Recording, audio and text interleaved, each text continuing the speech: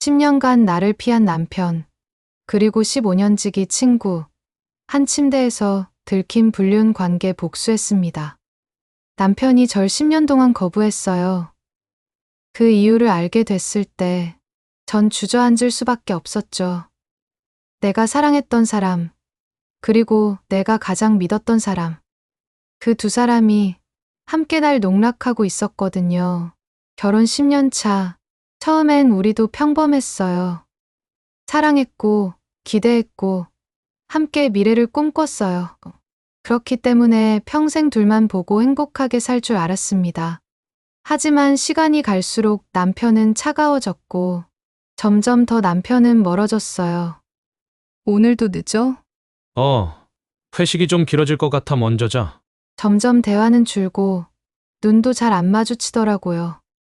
이런 날들이 반복되니까 점점 지쳐갔어요. 그때 의지하게 된 사람이 있었죠. 그 외로움을 채워준 게 친구였어요. 고등학교 때부터 붙어 다니던, 나보다 내 남편을 더 잘 아는 친구 미연이, 답답한 마음에 친구 미연이에게 이야기를 많이 했어요. 요즘 많이 힘들어 보인다. 나한테 털어놔 괜찮아. 나 남편이랑 왜 이렇게 멀어진 걸까? 뭔가 내가 잘못한 걸까? 남편도 일 때문에 많이 힘드시겠지. 아니면 너가 너무 잔소리 많이 해서 피하시는 거 아니야? 근데 이상했어요.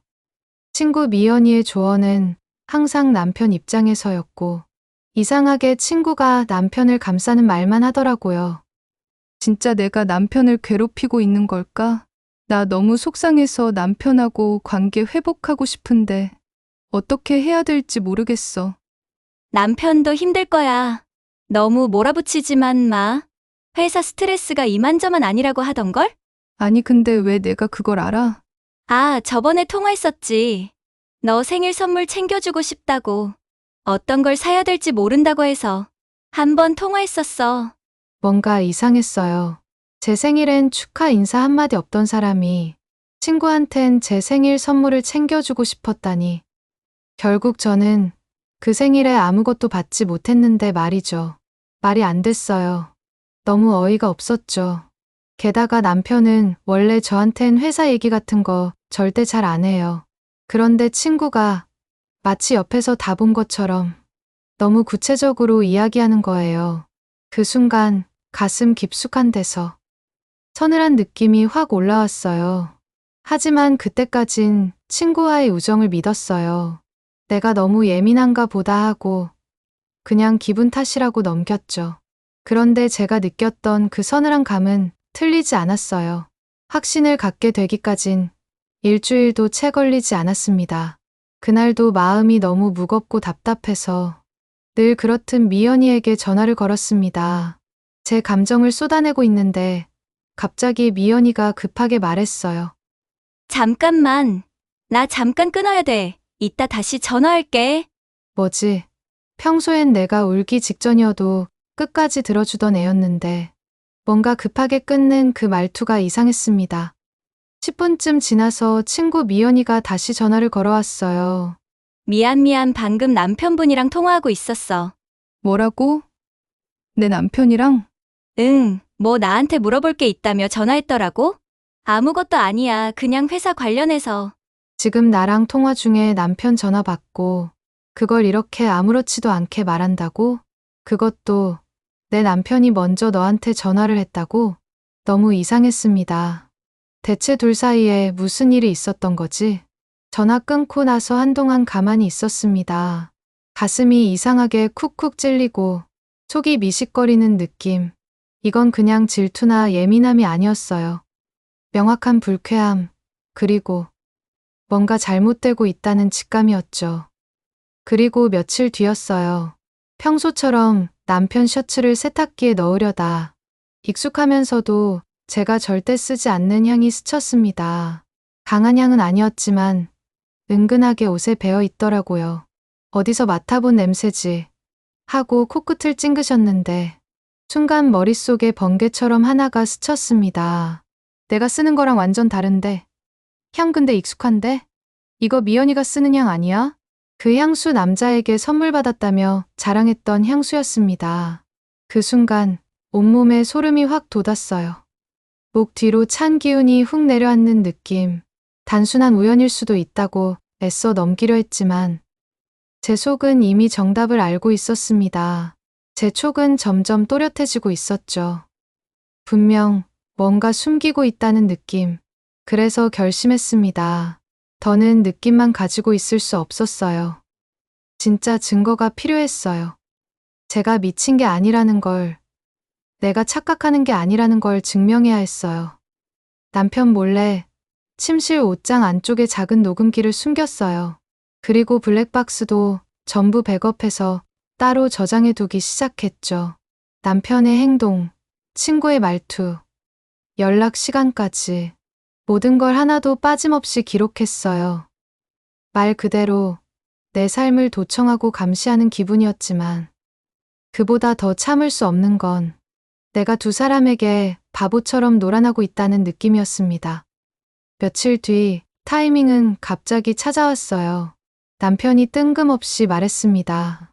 이번 주말에 너 친정 좀 다녀와. 오랜만에 어머니도 보고 오고 차는 내가 쓸 일 있으니까 두고 가고. 갑자기 친정? 친정에 가라고? 그렇게 무심한 사람이 왜 갑자기? 그 말 듣자마자 머릿속에 딱 하고 맞아떨어졌어요. 아, 이때 뭔가 하려는 거구나. 그래서 저는 남편 말대로 주말에 친정에 다녀오기로 했어요. 아무렇지 않은 척 짐을 싸고 문을 나섰죠. 그리고 며칠 뒤 아무 일 없던 사람처럼 다시 집에 돌아왔습니다. 가방을 내려놓고 바로 녹음기를 꺼냈어요. 심장이 너무 빨리 뛰어서 손이 덜덜 떨릴 정도였어요. 근데 그 안에 담긴 목소리가 제 가슴을 갈기갈기 찢어놨습니다. 자기야, 우리 언제까지 이렇게 몰래 만나야 해? 나 자기랑 매일 보고 싶은데 너무 힘들다. 조금만 더 참아. 아직 걘 눈치 못 챘어. 앞으로 이렇게 몰래 만나는 게 더 스릴 있잖아? 그 순간 무릎이 풀려서 바닥에 주저앉았습니다. 이건 제 남편의 목소리고 제 친구의 웃음이었어요. 두 사람의 스킨십 소리와 목소리가 들렸습니다. 알고 보니 두 사람은 10년 동안 저 몰래 이렇게 만나왔습니다. 어떻게 한 침대에서 둘이 그럴 수가. 그 작은 기계 안엔 내 세상이 산산조각 나는 소리가 담겨 있었죠. 저는 불도 켜지 않은 채 거실 소파에 앉아 있었습니다. 녹음기 속 목소리가 머릿속에서 반복됐어요. 분노와 슬픔, 그리고 치욕, 감정이 엉켜서 아무 말도 할 수 없었어요. 그래도 눈물은 참았습니다. 이제부터 내가 뭘 해야 할지 너무 명확해졌거든요. 며칠 뒤에 있을 동창회에서 복수하기로 했습니다. 이건 하늘이 준 기회라는 생각이 들었죠. 그래, 그날 끝내자. 다른 사람들 앞에서 너희가 어떤 인간인지 다 보여주자고. 저는 가방에 녹음기를 넣고 그날 입을 옷을 미리 골라뒀어요. 아무도 모르게 조용히, 하지만 아주 정확하게 모든 걸 끝낼 준비를 했죠. 토요일 저녁 6시. 익숙한 얼굴들이 하나둘 모였고 분위기는 오랜만에 재회로 떠들썩했어요. 그리고 복수의 무대를 꿈꾸며 친구 미연이가 오기를 기다렸습니다. 몇 분 뒤에 바로 미연이가 왔습니다. 오랜만이다. 진짜 다들 잘 지냈어? 친구 미연이는 진짜 아무 일도 없었던 사람처럼 웃고 있었습니다.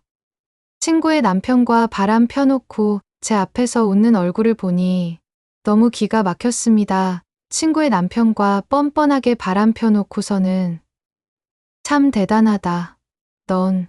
시간이 조금 지나고 다들 자리에 앉아 맥주잔을 기울일 무렵이었어요. 그때였죠. 제가 조용히 가방을 열고 녹음기를 꺼냈습니다. 얘들아, 나 오늘 너희한테 꼭 들려주고 싶은 게 있어. 그동안 내가 누구한테 얼마나 농락당했는지 직접 들려줄게. 저는 친구 미연이를 쳐다보면서 녹음기를 켰습니다. 나 자기랑 매일 보고 싶은데 너무 힘들다. 조금만 더 참아. 아직 걘 눈치 못 챘어. 앞으로 이렇게 몰래 만나는 게 더 스릴 있잖아? 녹음기에서 그 목소리가 흘러나오자 순간 숨소리조차 들릴 정도로 조용해졌어요. 그리고 친구들의 표정은 한순간에 웃음에서 당황으로 충격으로 바뀌었죠. 그리고 정적을 깬 건 다른 친구였어요. 다른 친구가 먼저 입을 열었죠. 이거 뭐야? 이거 혹시 미연이 목소리 아니야? 순간 모든 시선이 친구 미연에게 꽂혔고 미연이는 당황한 기색을 숨기지 못했어요. 평소처럼 웃던 얼굴은 굳어 있었고 입술은 바짝 마른 채 아무 말도 못하더군요.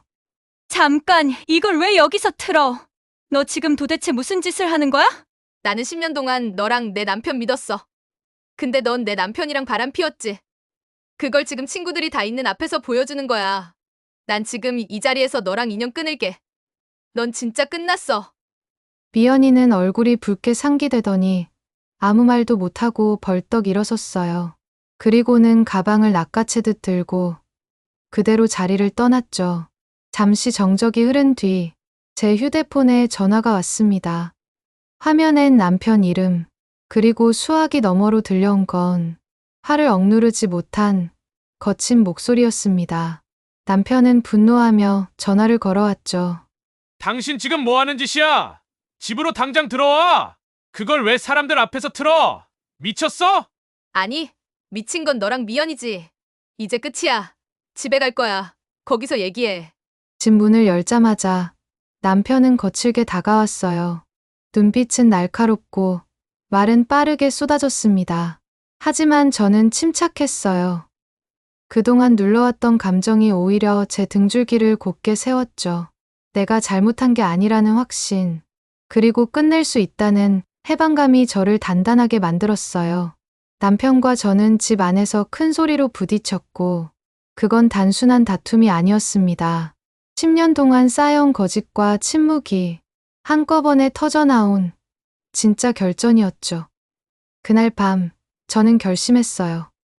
이혼을 하겠다고, 그리고 남편과 친구 미연이가 나에게 했던 일에 대해 법적으로 끝까지 책임을 묻겠다고요.